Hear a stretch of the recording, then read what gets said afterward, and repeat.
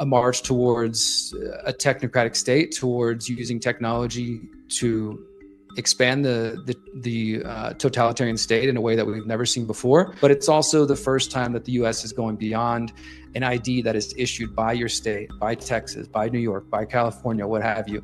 The federal government says it's finally going to start enforcing the Real ID Act, nearly 2 decades after it was passed. They tell us it's all about keeping us safe.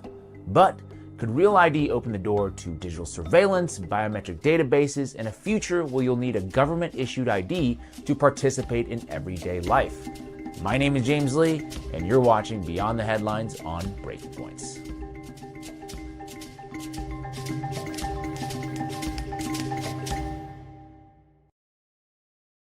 You might have heard that starting May 7th, Americans will need a Real ID compliant license to board a plane or enter a federal building. The Real ID Act was passed back in 2005 in the wake of the 9/11 attacks, sold to the public as a post-9/11 safety measure, a quote-unquote long-delayed upgrade to protect our elections and national security. What you might not know is how this push fits into a much larger agenda, one that some say includes mobile driver's licenses, biometric facial recognition, and partnerships between government agencies, global institutions, and big tech to roll out digital IDs across the country. Now, to help us break all of this down, I recently sat down with independent journalist Derrick Broze, a prominent voice warning us about the dangers of digital identity systems. And here is that conversation. Thanks for having me on, James. I appreciate it. Absolutely. So we're gonna hopefully dive deep into this, but I first want to start with maybe the basics for people who haven't looked into it much. What exactly is a Real ID, and how is it that different from an old driver's license system that we've had for decades? Sure. So you sort of outlined the beginning of it, which was 9/11. And of course, after 9/11, calls for making the country safer. How can we prevent terrorists from entering the nation? How do we, keep track of everybody in a way that is, supposedly going to reduce crime, reduce terrorism.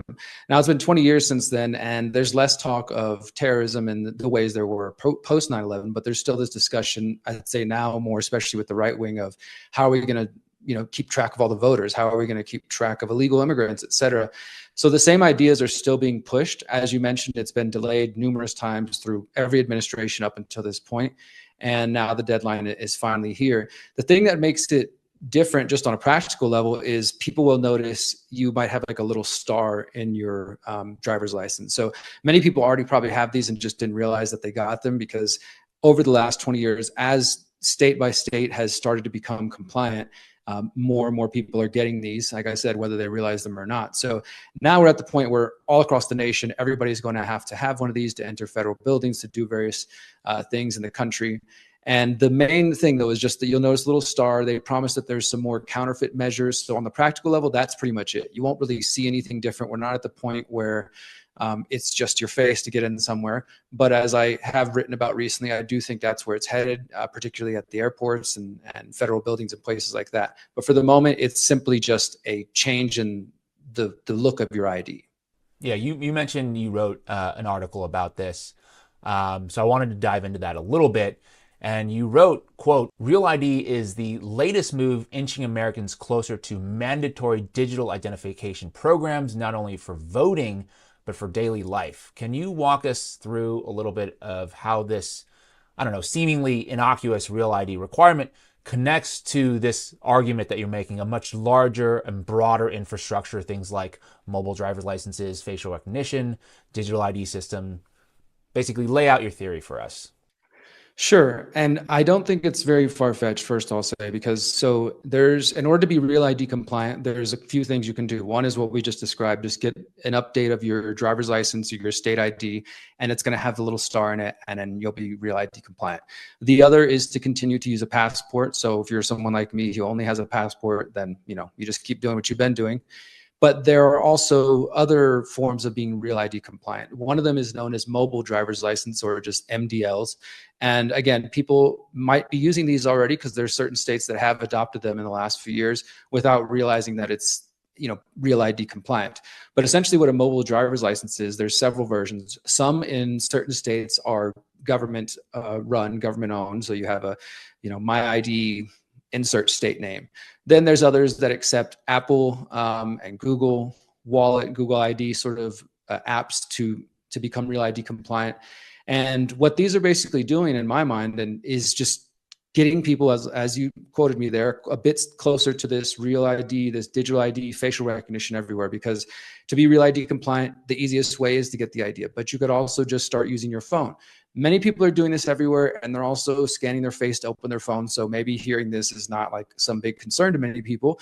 But if you've been paying attention the last decade to digital rights, digital privacy, people much more informed than me, lawyers, NGOs, nonprofits who focus on these issues particularly, have been warning about the growth of facial recognition, have been warning about the growth of digital IDs, and how as those systems become more interconnected, starting with, okay, you have your identification to get into federal buildings on an app, but then over time, as these systems expand, which they will, both in the private sector and through government, to include your health information, to include your banking, financial information, et cetera, you end up being very close to what China has in the version, in their form of WeChat, and the one app that sort of has everything in it. And again, this is going to be sold in a way that's convenient, it's fast. We're seeing this at the airport. People are being encouraged to go paperless and to just use their face to check in. And we've heard from the airports that maybe as soon as this fall, but definitely in the next couple of years, they plan to make facial recognition a mandatory part of the check-in process. So in all different sectors, starting with the Real ID, with mobile driver's license, and especially at the airports, we're seeing this push towards digital identifications. And mobile driver's license is just one form of that. I'll also just note briefly that the TSA has already made it clear on their own website that they will accept mobile driver's licenses as a Real ID compliant ID. And again, they've also got pages on their website showing you how you can skip the whole ID part at all and just do facial recognition, which they're starting to roll out at different terminals. So overall, I don't think it's a big leap to kind of point out what we expect to see in the next couple of years. I don't think it's going to happen by the end of this year that digital IDs will be everywhere, but I do think becoming Real ID compliant with things like mobile driver's license is definitely taking us in that direction. Right. And you brought up China there. I was recently there, and they certainly have a very robust identification protocol in a lot of places that you go, public areas, including, travel as well as the mall, things like that.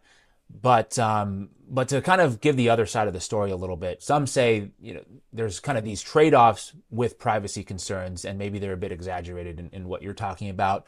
The Real ID, is it just a natural evolution from going from paper to a digital world?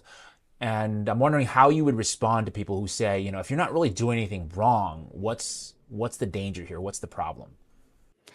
Well, I just got to say, I love that phrase because we've been hearing it for 20 years now, since 9/11. And in the wake of 9/11, when we saw people being kidnapped off the streets, what the US government likes to call rendition, or people being taken away to be torture, what they like to call enhanced interrogation, there was a lot of that discussion. If you're not doing anything wrong, if you have nothing to hide, who cares if the NSA is spying on your phones? Who cares if these things are going on? I mean, I think people could make that excuse all day to justify a march towards a technocratic state, towards using technology to expand the totalitarian state in a way that we've never seen before.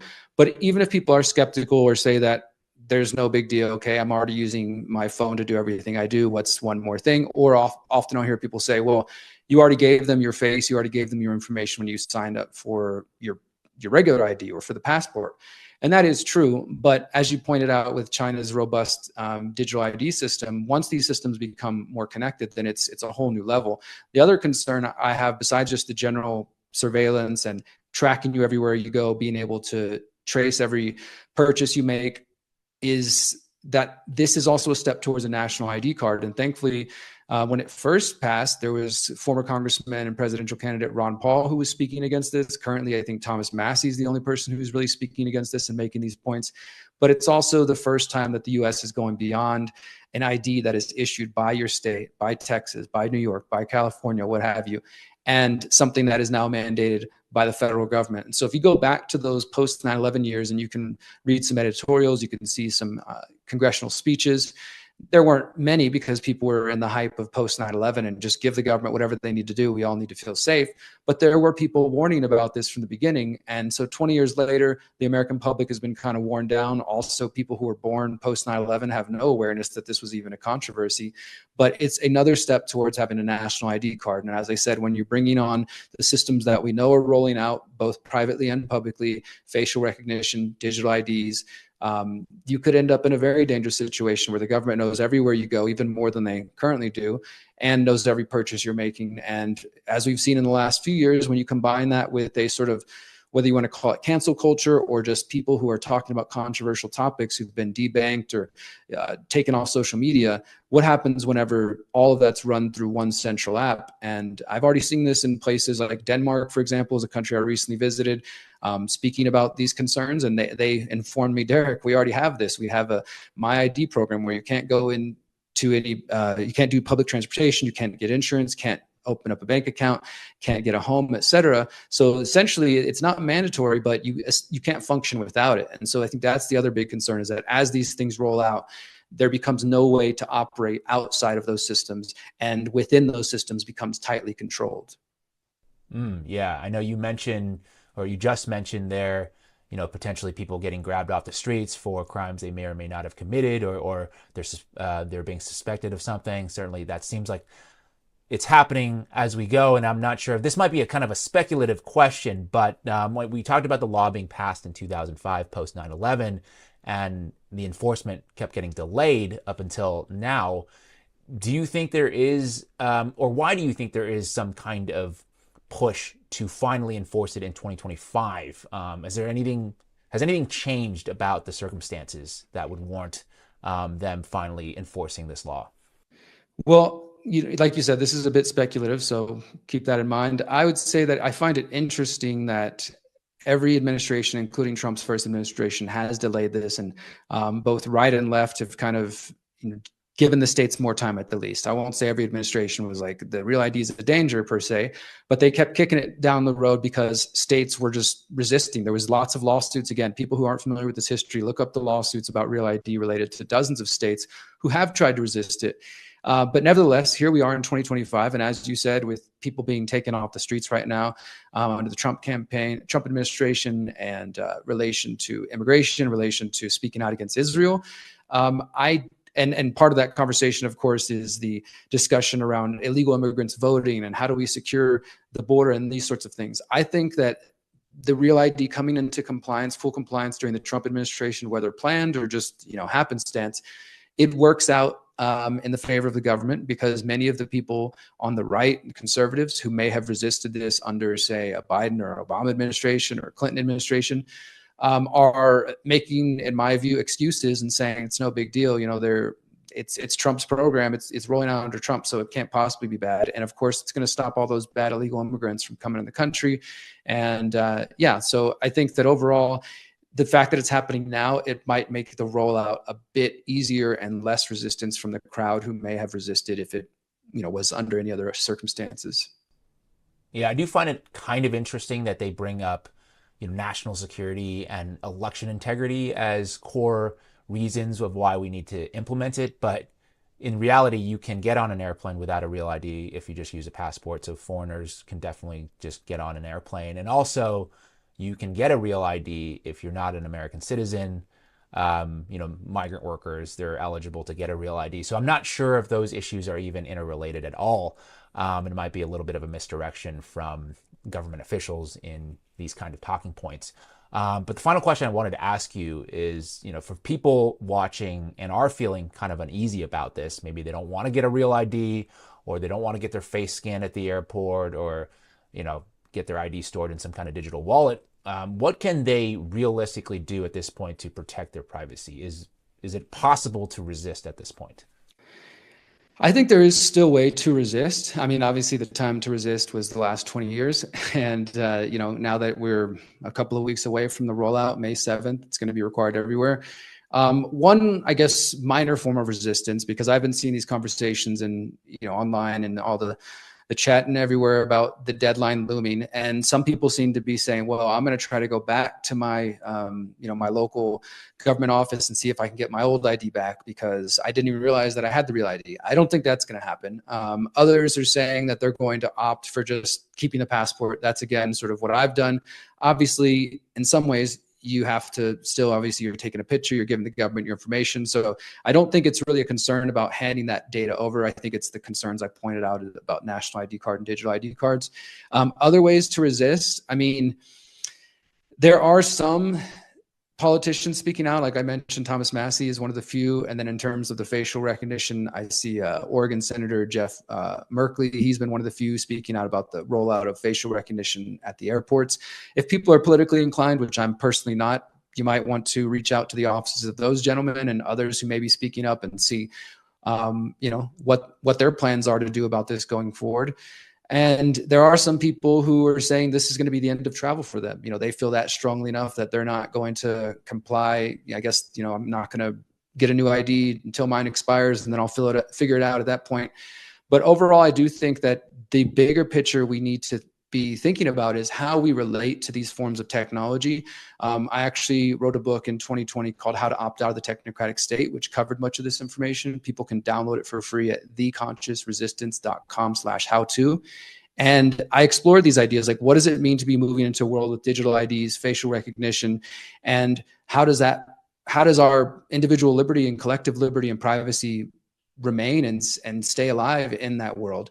And the answer is not easy. I think it's very difficult, but it's going to be up to each individual and each family to decide what systems they want to relate and connect with and how they choose to operate within that. Some people might operate more on the extreme end and just eschew all IDs, in favor of, the potential consequences.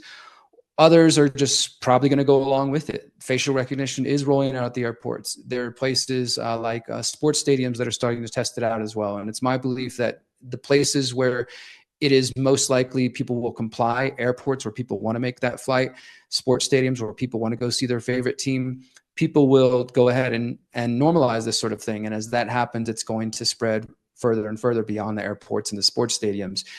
I don't know how a person who wants to avoid that in the long term can do so if they make no changes. I think it's going to involve personal lifestyle changes and maybe even philosophical changes to remain free from those systems as they emerge. But at the moment, we're not there yet. But my goal, I guess, here is to try to warn people that I think this is what's on the horizon. And I do think that's backed by plenty of data. So, if you haven't thought about this, I encourage you to start thinking about it because the future is here.